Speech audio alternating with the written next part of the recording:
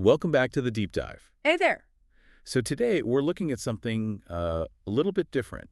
We're not really focused on a product itself. No, not at all. It's more about the process of reviewing a product online, how it's done. Exactly. We're using one specific YouTube video as our case study for this. It's called Mivo Dashcam Pro Review. Does it really work or a scam? Right, from the channel HOA Horror. So our whole mission today is to use this one source to see how online legitimacy gets decided. Or how it doesn't get decided, because that's really the interesting part here. Okay, so the channel sets itself up as, an authority. They do. They call themselves your trusted spot for honest website and product review. Honest and unbiased. They promise to figure out if the website selling this dash cam is credible. And to do that, they have a whole system. They claim they check, I think it was. 40. A full 40 different elements. Right, 40. And it's not just surface level stuff. They mention things that sound pretty technical. Yeah, like website hosting and what technology being used. Exactly. Which, does sound impressive. Checking the hosting of a site can actually be a pretty good indicator of its professionalism. So it seems like a very rigorous, data-driven approach. It does. And all this analysis leads them to one specific metric they really highlight. The trust score. Yep, the trust score.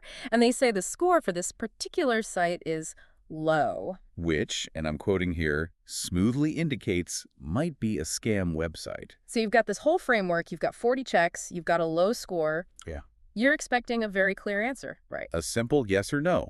This is a problem, or it isn't. But that is not what we got. Not even close. The final verdict after all of that is that the website appears to be a scam or legit website. Wait, hold on. Scam or legit? Both. At the same time. How is that a conclusion? That's not a conclusion. That's just stating the two possibilities. And that's the central question, isn't it? Why go through this whole elaborate process just to end up with an answer that means nothing? It's almost worse than having no review at all. It feels designed to confuse you. Well, what if it is? I mean, what if the ambiguity is the whole point? You think it's what, strategic? I think it's possible. Look, they get the views from a very dramatic title, scam or not, but they completely avoid making a definitive claim. So they shield themselves from being wrong or from any kind of liability. Precisely. They outsource the final decision and the risk right back to the viewer.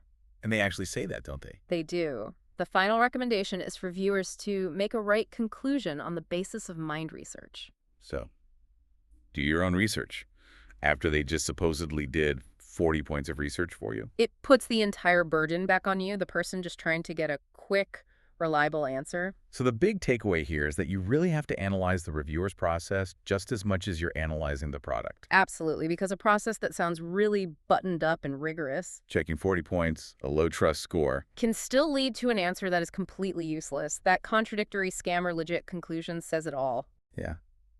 And that leaves us with, I think, a really important final thought for you to consider. If the whole purpose of an honest review is to provide you with some clarity, Right.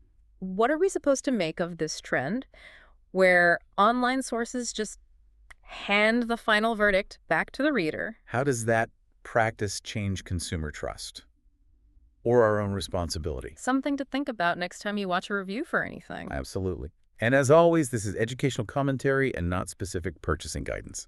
Thank you for diving deep with us. Bye.